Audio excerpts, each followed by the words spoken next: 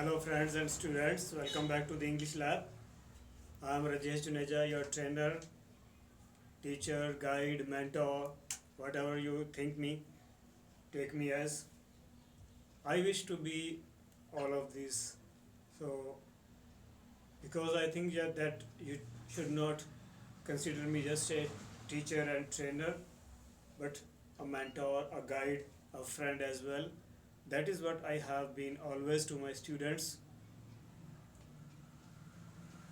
and I wish to tell you about English, the way how should you should go, how you should learn, because it is very important. Just coming and teaching or actually telling you about English, that doesn't give the result. That is not enough, and I think that is not right, because that is what is the problem. Teacher comes and tells you everything, the rules and this and that, just giving you knowledge. But English, or anything, I would say, even any subject, anything that we learn, is not just passing the knowledge to the students. You have to imbibe it, you have to learn it. Memorising and learning are two different things. हम सिर्फ memorise याद करते हैं चीज़ों को, सीखते नहीं है. मैं बार बार बोल रहा हूँ, इसको क्लियर करना चाहता हूँ. जब तक ये चीज़ क्लियर नहीं होती तब तक हमारा तरीका सही नहीं होता. The results do not come, we do not get the results as we expect.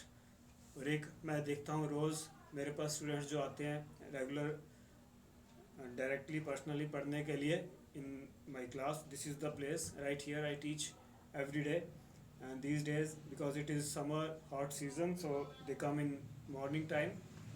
This evening time is free. This is the time when I shoot these videos to help you people all around. Okay, तो क्या problem देखता हूँ, कई सालों से मैं पढ़ा रहा हूँ. I have been teaching for at least 25 years, more than that. So I have had a lot of experience, you can say, you can see that. तो एक चीज़ मैं जो देखता आ रहा हूँ जब से मैं कोचिंग दे रहा हूँ यहाँ पर, स्पेशली इंग्लिश स्पीकिंग के लिए, और जो आयल्स के होते हैं students, means apart from their regular courses, they come here to improve their English. So that is what I am doing. तो उसमें क्या प्रॉब्लम होती है कि जो आते हैं वो, क्योंकि mostly they are grown up students, जो समझते हैं कि हमारी इंग्लिश रह गई, हमने ठीक से नहीं सीखी, और अब हमें ज़रूरत पड़ गई है. जब करियर मेकिंग का टाइम आ जाता है उनका डिसाइड करने का, आफ्टर 10th और +2 और even graduation, some many have done their graduation.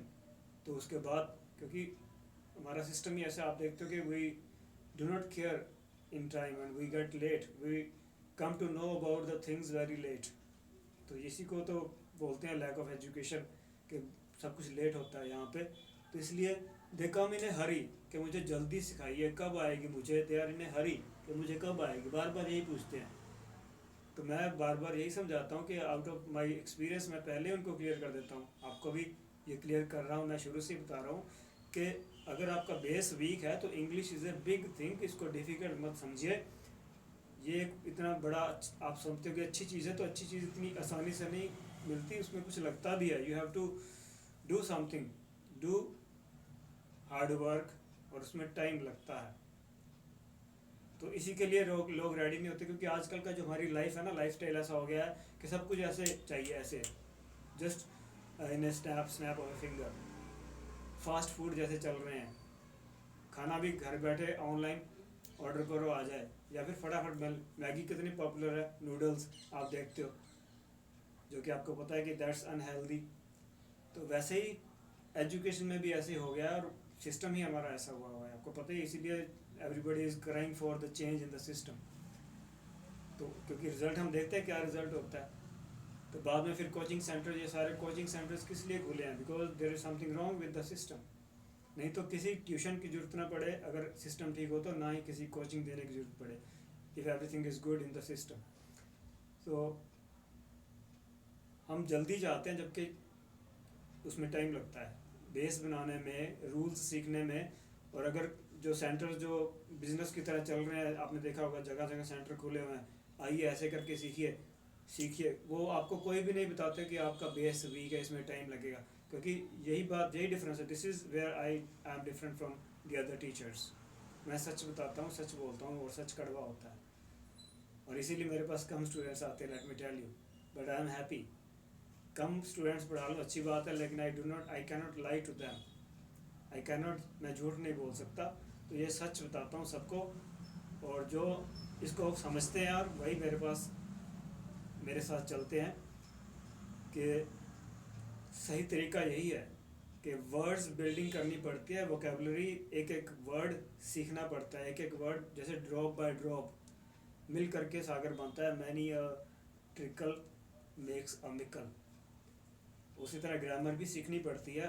Grammar मैंने बताया था, उनको ज़रूरत नहीं होती सीखने की जिनको माहौल मिलता है, रियल एटमॉस्फेयर, चारों तरफ इंग्लिश हो रही हो, सिर्फ सिखाई, टीच नहीं करना, टीचिंग नहीं, हैपन हो रही हो, चारों तरफ माहौल हो, यूज़ की जा रही हो, लाइफ में इंग्लिश हो, इंग्लिश की लाइफ में रहें, तब उनको ज़रूरत नहीं पड़ती। तो अदरवाइज़ ग्रामर सीखनी पड़ती है, लिखना भी पड़ता है। यहाँ पर क्या स्टूडेंट्स आते हैं कि बस आएंगे, बैठेंगे और सुन करके आ जाए हमें, जैसे ऐसे ही माहौल ही ऐसा बना हुआ है। This is the trend, the you can say propaganda, ऐसा ही है कि ऐसे करके हो जाएगी। तो सब ऐसा नहीं कर पाते हैं। जो पहले से जिनका बेस है वो कर लेते हैं, वो कर सकते हैं कुछ ही दिनों में। उनको सिर्फ स्पीकिंग ज़रूरत है, राइटिंग उनकी अच्छी है, लिख सकते हैं, यानी कि उनके अंदर लैंग्वेज है। तो अंदर लैंग्वेज अगर नहीं है तो वो पहले बनानी पड़ेगी, उसमें टाइम लगता है। तो मैं अपने बारे में थोड़ा और बताता हूँ आपको। Let me tell you something more about myself to complete my introduction, too, ताकि आप भी कुछ सीख सकें इससे। कि मैं हमेशा सीरियस स्टूडेंट रहा हूँ थ्रू आउट माई लाइफ, और without any tuition I have bin standing first in my class.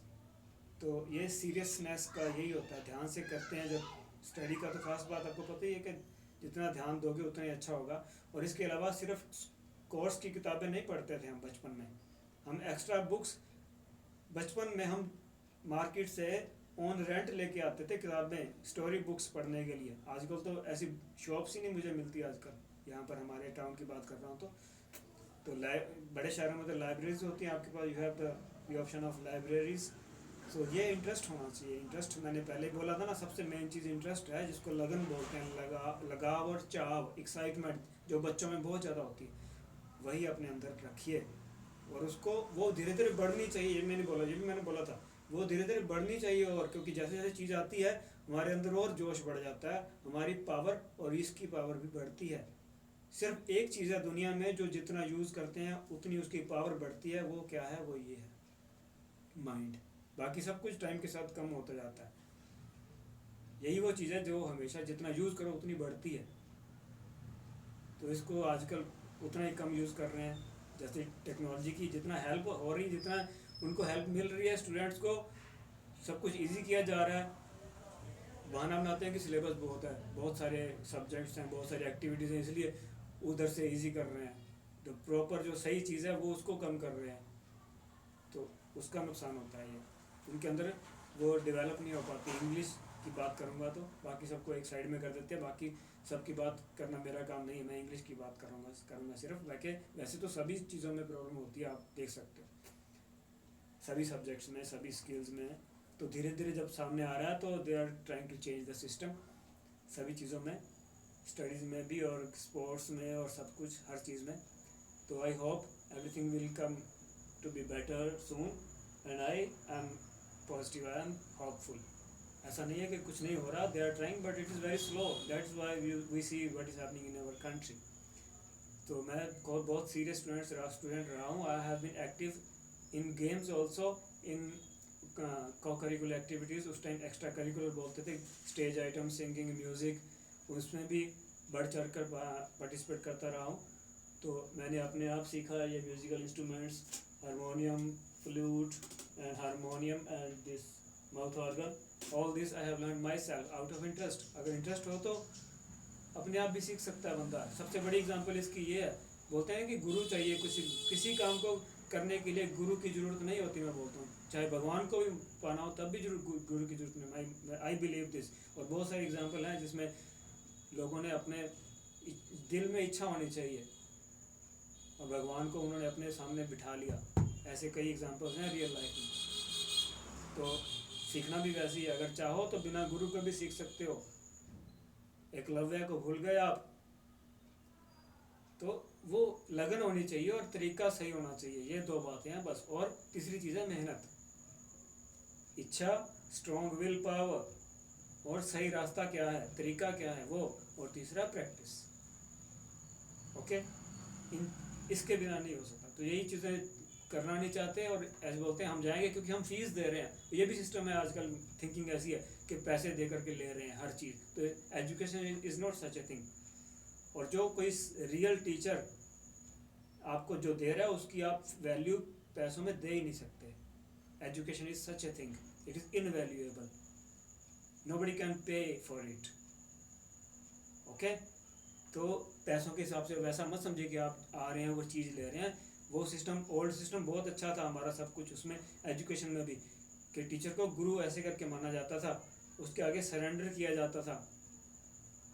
राजा लोग भी सब कुछ छोड़ छाड़ के उनके पास आते थे नंगे पैर, सिंपल कपड़े पहन के, और पैरों पर हाथ लगाते थे, पैरों पर गिरते थे। वो सिस्टम आज भी जहाँ भी होता है, जिस स्टूडेंट के मन में ऐसा होता है, वो स्टूडेंट आप देखते हो कैसा रिजल्ट आता है उसका।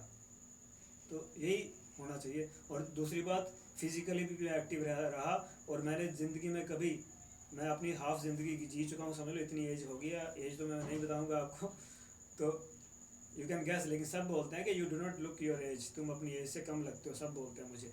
तो उसका भी आपको बताता हूँ, पर्सनैलिटी के भी टिप्स थोड़े बताता हूँ आज आपको।